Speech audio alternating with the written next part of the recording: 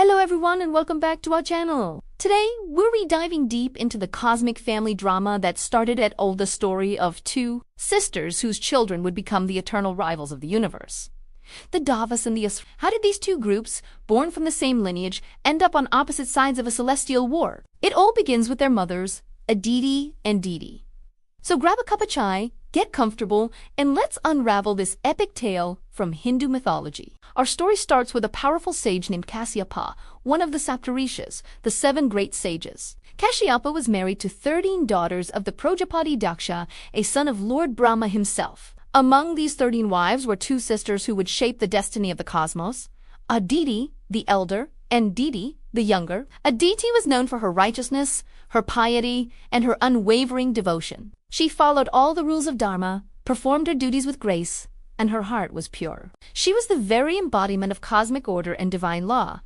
Diti, on the other hand, was quite different. While not inherently evil, she was often driven by passion, jealousy, and a sense of entitlement. She was impulsive and her desires often clouded her judgment, leading her to stray from the path of righteousness. These fundamental differences in their nature would have massive consequences for their children. One evening, as the sun was setting, a powerful desire arose in Diti. She approached her husband, Saji Kashyapa, who was deep in his evening meditation, preparing for his fire rituals. This time of day, twilight, is considered an inauspicious time for conception. It's a transitional period, a time when energies are chaotic, and it's said that Lord Shiva and his goddess, his ghostly attendants, roam the earth. To engage in marital union at such a moment was a serious violation of Dharma. Blinded by her desire, Diti insisted that Kashyapa fulfill her wish. Kashyapa tried to reason with her. He explained the sanctity of the hour and the negative consequences of conceiving a child under such inauspicious circumstances. He warned her that any children born from such a union would possess demonic qualities. They would be cruel, adharmic, and a threat to the balance of the universe. But Diti was inconsolable. She was adamant, her passion overriding all reason and warnings. She pleaded, she demanded, and feeling bound by his duty as a husband, Kashyapa reluctantly agreed, though his heart was heavy with foreboding. He knew this act would bring sorrow and chaos into the world. After their union, a wave of regret washed over Diti.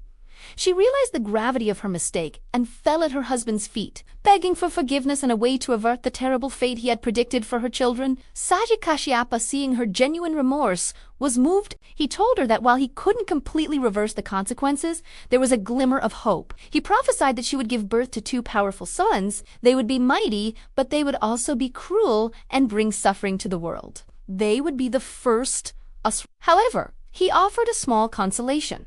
He told her that one of her grandsons would be different. He would be a great devotee of Lord Vishnu, a beacon of righteousness in a family of darkness, and would bring honor to her lineage. True to the sage's words, Diti conceived. But this was no ordinary pregnancy. She carried her children in her womb for 100 celestial years. During this long period, the immense, unholy power of the fetuses caused chaos throughout the cosmos. The light of the sun dimmed.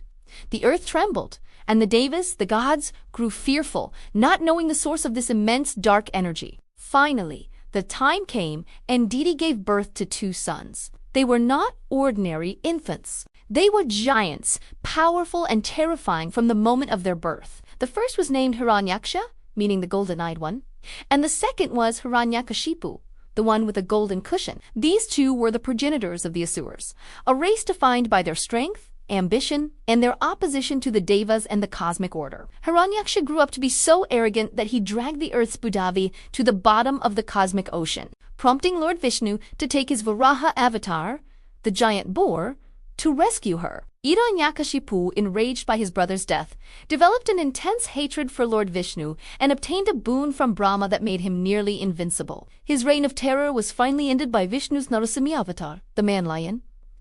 And that righteous grandson Kashyapa had promised, that was Prahlada, the son of He, whose unwavering devotion to Vishnu in the face of his father's tyranny is a legendary tale in itself. Now, let's turn our attention to the other sister. Aditi, seeing the power and disruptive nature of her nephews, the Asuras, and watching them constantly challenge the gods, Aditi was filled with sorrow. She saw how her own children, the Devas, were often overshadowed, defeated, and exiled by their powerful cousins.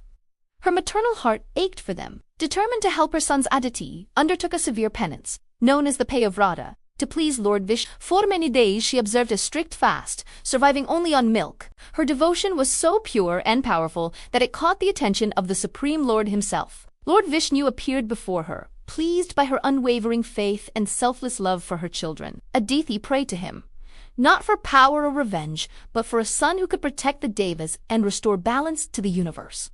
She asked Vishnu to be born as her own son. Lord Vishnu, moved by her plea, granted her wish. He promised to be born from her womb to become the protector of the Devas and the younger brother to Indra. In due time, Aditi gave birth to a divine child V. Though he appeared as a small, dwarf Brahmin boy, he was Lord Vishnu incarnate. His story is famous how he tricked the powerful Asura king Bali, a descendant of Hiranya, by asking for just 3 paces of land and then growing to a cosmic size to reclaim the 3 worlds for the Devas.